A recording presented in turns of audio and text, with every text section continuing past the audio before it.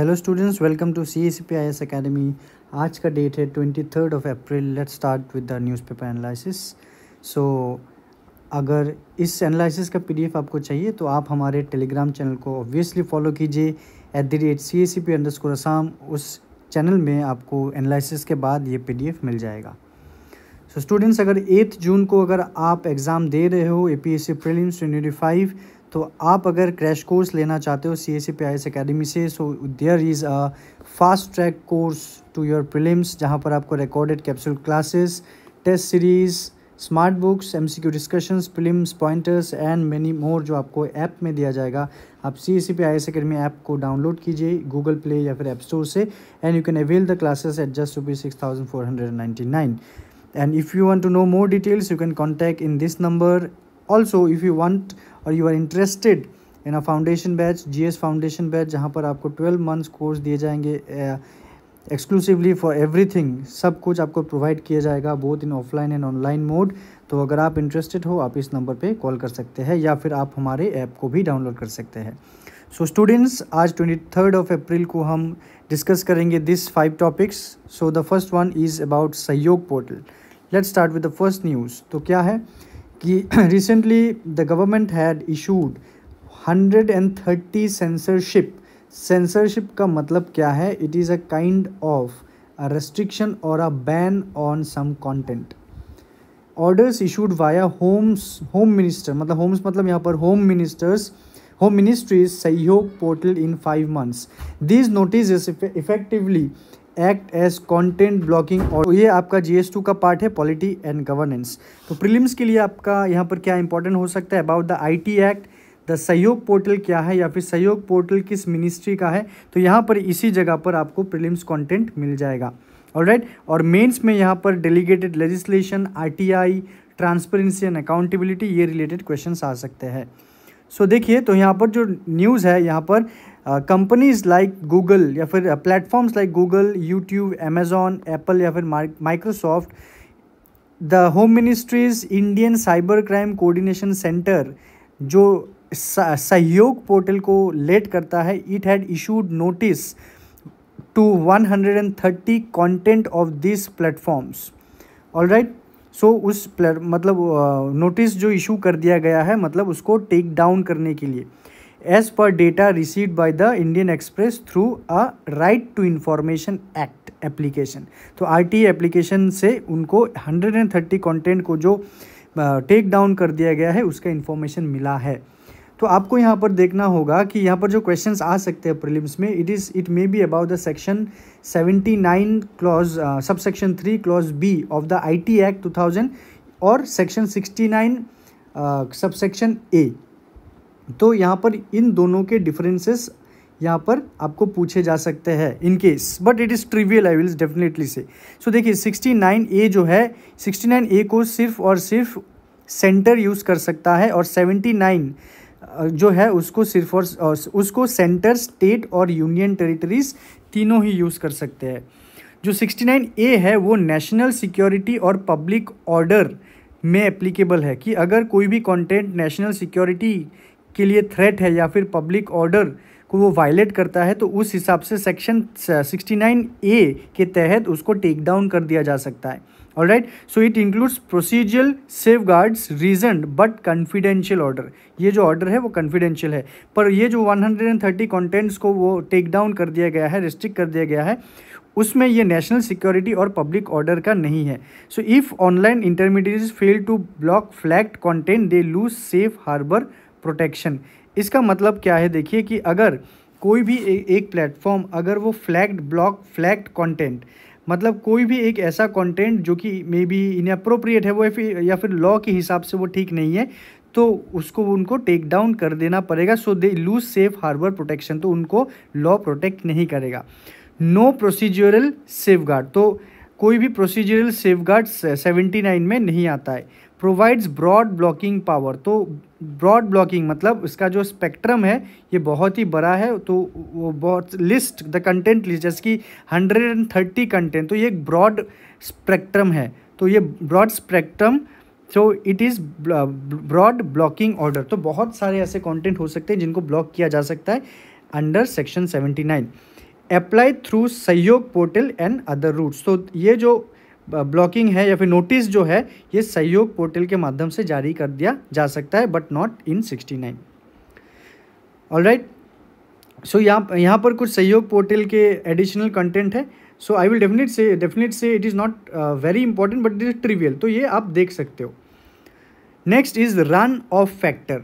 तो क्या है news, RBI mandates 2.5% additional run off factor on digital deposits which are enabled with internet and mobile banking. मतलब RBI ने एक mandate दिया है, मतलब ये मैंडेटरी कर दिया गया है कमर्शियल बैंक्स के लिए कि 2.5% of the total deposits should be added with the run off factor on digital deposit की। तो बैंक के जो डिजिटल डिपॉजिट्स है उनके लिए 2.5% additional run off factor add करना है। तो आपको भी जानना है कि ये रन ऑफ फैक्टर है क्या। तो रन ऑफ फैक्टर ये एक परसेंटेज है जो कि बैंक एक्सपेक्ट कर सकता है कि there can be unexpected sudden withdrawal of funds from the bank. ठीक है, तो मतलब ये सडन कैश विड्रॉल हो सकता है। So the run off factor refers to the percentage of deposit और funding that banks are expected to lose. तो लूज मतलब बैंक से वो पैसा कैसे चला जाएगा, और सी विड्रॉन मतलब पैसा अगर लोग बैंक में जाके बहुत ज़्यादा विड्रॉ करने लगे तो वो है एक एक्सपेक्टेड टू लूज। तो इसीलिए 2.5% की मान लीजिए कि बैंक पहले 100 रुपया रन ऑफ फैक्टर में रख रहे थे, अभी 2.5% मतलब 102.5 रुपीज़ वो अभी रखेंगे विड्रॉल के लिए। तो लोग अगर विड्रॉ करना चाहते हैं तो विड्रॉ करने के लिए वो अभी 2.5% ज़्यादा बैंक रख रहे कि भाई विड्रॉ कर सकते हो। ये क्यों किया गया, because of the digital payment. तो आज के डेट में अगर आप देखते हो हम बहुत ज़्यादा डिजिटली पे कर रहे हैं ना। सो अगर आप यूपीआई पेमेंट कर रहे हो ना, if you have notice you do not keep the track of your spending. कि अगर पर्स में अगर कैश हो तो आपको बार बार ये मालूम चलेगा कि ठीक है हम मेरे पास इतना पैसा बचा हुआ है। पर अगर आप चाय पीने जाओ, कुछ खाने जाओ तो 10 रुपया, 40 रुपया, 100, 200 रुपया बहुत बार आप पेमेंट करते हो, तो देखा जाता है बहुत ज़्यादा विड्रॉल होता है बैंक से। तो इसी वजह से ये 2.5% एक्स्ट्रा रन ऑफ फैक्टर रखा गया है। तो यहाँ पर आप एक चीज़ पर लीजिएगा जो कि है लिक्विडिटी कवरेज रेशियो। तो लिक्विडिटी कवरेज रेशियो क्या है, it is the minimum amount of highly liquid assets that financial institutions are required to hold by international regulations. तो इंटरनेशनल रेगुलेशन जैसे कि द बेसल नॉर्म्स। तो ये बेसल नॉर्म्स क्या कहता है, Basel norms talk about the liquidity कि banks को कितना लिक्विडिटी रखना चाहिए। ओके, बैंक का कैपिटल स्ट्रक्चर कैसा होना चाहिए। The Basel norms talk about the tier 1 capital, Basel norm talk about the tier 2 capital, tier 3 capital. ये जो एक बेसल नॉर्म जो फॉर्मूला देता है तो उसके हिसाब से लिक्विडिटी कवर रेशियो जो है तो बैंक को कितना परसेंटेज ऑफ इट्स डिपॉजिट लोगों के विड्रॉल के लिए रखना चाहिए, तो वो है liquidity coverage ratio. Alright, so RBI का न्यू एलसीआर नॉर्म्स देखिए ऑन डिजिटल डिपॉजिट कि एडिशनल 2.5% रन ऑफ फैक्टर रखना चाहिए ऑन रिटेल डिजिटल डिपॉजिट। तो लोग जो डिजिटल डिपॉजिट्स कर रहे हैं तो उससे 2.5% लोगों के विड्रॉल के लिए रखना चाहिए। Draft norm had proposed 5% additional run of, now relaxed. पर ड्राफ्ट नॉर्म जो प्रपोज किया गया था वो 5% करने का प्लान था, पर उसको 2.5% तक रखा गया है। सो ये जो डिसीजन लिया गया है वो बेसल 3 नॉर्म्स को कंप्लीमेंट कर रहा है that India had met the global standards which will be effective from 1 April 2026। ये बहुत ही ज़्यादा इंपॉर्टेंट है कि ये एक्सक्लूड किन को करता है, क्या पेमेंट्स बैंक में इसमें आएंगे या सिर्फ और सिर्फ कमर्शियल बैंक। तो देखिए यहाँ पर पेमेंट्स बैंक को एक्सक्लूड किया गया है, रीजनल रूरल बैंक को भी एक्सक्लूड किया गया है, और LAB जो कि लोकल एरिया बैंक है उसको भी एक्सक्लूड किया गया है। So it had estimated 6% improvement in the system LCR। Alright, ये इतना ज़्यादा इंपॉर्टेंट नहीं है पर ये बहुत ही ज़्यादा इंपॉर्टेंट है कि किन को एक्सक्लूड किया गया है, और ये बेसल 3 वाला। Fine. So next 3, India's creative economy. तो ये जो न्यूज़ है ये लिया गया है from article in the Hindu, the new pathways for India's creative economy. चलिए देखते हैं ये इंडिया का क्रिएटिव इकोनॉमी क्या है क्रिएटिव इकोनॉमी मतलब कि इकोनॉमी में आजकल जो स्टार्टअप्स आ रहे हैं या फिर नए नए बिजनेस आइडियाज़ आ रहे हैं, नए जो बिजनेस आइडियाज़ है उनको हम जानते हैं इनोवेशन के नाम से। ठीक है, तो नए आइडियाज़ यूज़ करना इज़ नोन एज इनोवेशन, पर ये जो नया आइडिया क्रिएट करना उसको कहा जाता है क्रिएटिविटी। मतलब क्रिएटिविटी को इस्तेमाल करके बिजनेस करना इज़ इनोवेशन, पर वो जो नए आइडियाज़ लाया जाता है उसको क्रिएटिविटी बोला जाता है। तो उसी क्रिएटिविटी को यूज़ करके जो इंडस्ट्रीज़ क्रिएट किया जा रहा है that is creative industries of India. जैसे कि आप यहाँ पर देखिए, visual art, painting, sculpture, photography and antique. Alright, cultural sites, archaeological sites, museums, libraries, exhibitions. तो यहाँ पर आप कुछ देख सकते हो, यहाँ पर कुछ ये जो ग्रिड है इसको आप देखिए तो यहाँ पर बहुत सारे एग्जाम्पल्स दिए गए हैं क्रिएटिव इंडस्ट्रीज क्या है। Design, interior, graphic, fashion, jewellery, जहाँ पर लोग अपने इंटेलेक्ट को यूज़ करके, अपने आर्टिस्टिक कैरेक्टर को यूज़ करके कुछ आइडियाज़ वो ला रहे, कुछ एक इंडस्ट्रीज क्रिएट कर रहे, उसको क्रिएटिव इंडस्ट्रीज बोला जा रहा है। ऑलराइट, तो यहाँ पर हम डेटा देखेंगे। तो पहले आप यहाँ पर देखिए कि इनोवेशन और क्रिएटिविटी क्या है। तो innovation is the introduction of new और improve good services processes. Creativity is the use of imagination और original ideas to create something. Innovation related to implementation, creativity is related to imagination. कि innovation जो है, जब आप creative idea को लगाएंगे उसको इनोवेशन बोलेंगे। जब आप सोचेंगे कुछ नया, वो है आपका क्रिएटिविटी। इनोवेशन को मेजर किया जा सकता है पर क्रिएटिविटी को मेजर नहीं किया जा सकता है। इनोवेशन जो है वो क्रिएटिविटी को फॉलो करता है, पर इनोवेशन क्रिएटिविटी जो है विट प्रीसीड्स इनोवेशन, मतलब वो पहले आता है। ठीक है, सो यहाँ पर आप देखते हैं, हम देखते हैं कि क्या है कि इन 2022 ग्लोबल क्रिएटिव सर्विसेज एक्सपोर्ट जो है इंडिया का, वो था $1.4 trillion. Total global creative economy revenue India का $2 trillion plus, which supported 50 million jobs in India, 50 million jobs globally. India's creative economy अगर हम देखते हैं तो 2019 के डेटा के हिसाब से इट इज़ $121 बिलियन। डिज़ाइन, तो इस मार्केट में जो डिज़ाइन है, डिज़ाइनिंग जो है उसमें 87.5% डिज़ाइनर गुड्स एक्सपोर्ट देखने को मिला, art and craft 9%। Alright, so these are certain data, आप यहाँ पर एक चेक कर सकते हो। So grass root focus, local innovation often fall into deliberate spontaneous cognitive categories. की जो लोकल इनोवेशंस है इट इज़ डेलिबरेट, मतलब ये डेलिबरेट मतलब ये जानबूझ के, वो पर्पसली अगर कुछ किया जाए। India needs investment to scale, तो ये यहाँ पर वे फॉरवर्ड बोला गया कि इंडिया को अगर क्रिएटिव इंडस्ट्री को बढ़ाना है तो इंडिया को इन्वेस्टमेंट चाहिए to scale the grass root ideas. Example, एंट्रोडैम project in Indonesia, biomimicry based flood prevention. So it is a example of creative industry. तो नेक्स्ट आपको पता ही होगा कि ये न्यूज़ जो इटली के जो पोप फ्रांसिस है, he is no more, he died at the age of 88। तो let's see about Pope Francis. तो उनका जो रियल नाम था वो है George Bergoglio, first Jesuit and first American pope.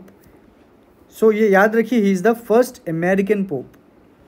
He was elected in March 2013. He was known for social justice advocacy, migrant right and church reforms. So, pope कौन है? Pope माना जाता है, pope is the head of a Catholic church. Catholic church कहाँ है? वो Italy में है। Title and role, bishop of Rome, head of the Catholic church. और अलग अलग टाइटल भी है, जैसे कि सुप्रीम पॉइंटिफ एंड उनका जो ऑफिस है उनको कहा जाता है पेपेसी। उनका रेसिडेंस कहाँ है? उनका रेसिडेंस है वेटिकन सिटी। वेटिकन सिटी क्या है? Vatican City is the smallest country of the world. Alright, so authority he holds supreme religious and administrative authority over the Catholics all over the world.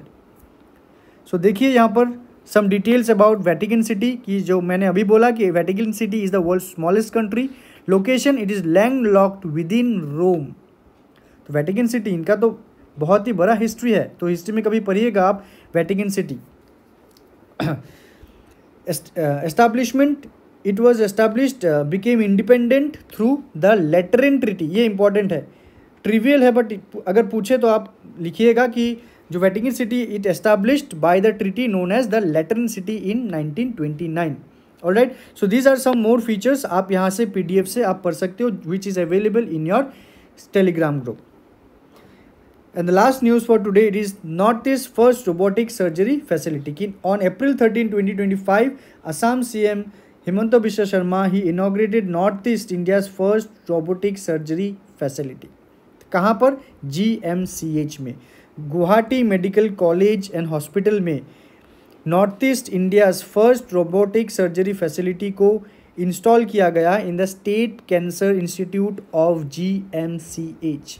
Purpose क्या है इसका purpose है कि to offer low cost, highly precise और minimally invasive मतलब open surgery ना करके, अगर बहुत ही छोटा सा एक मतलब इन्वेशन करके बॉडी में सर्जरी को परफॉर्म किया जाए using made in India robotic system. बहुत इंपॉर्टेंट है, using made in India robotic system.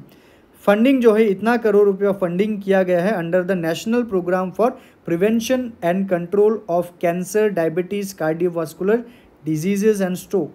It is a central government initiative. Technology features, it includes 3D visualization, superior control and enhanced precision, improving outcomes in cancer treatment. ठीक है, ये है news. ये prelims से oriented नहीं है, ये mains oriented है. कभी अगर ये गवर्नेंस में पूछा जाए अबाउट द हेल्थ की असम में, नॉर्थ ईस्ट में क्या किया गया है तो गवर्नमेंट स्टेप्स, तो ये एक वन ऑफ द स्टेप्स बन सकता है. So these are students your practice MCQs. You can just take this screenshot और पॉज द वीडियो. बहुत अच्छे से ये 2 क्वेश्चन पढ़िए और आप कमेंट सेक्शन में इसको आंसर ज़रूर कीजिए. And your answers will be very much acknowledge from my side.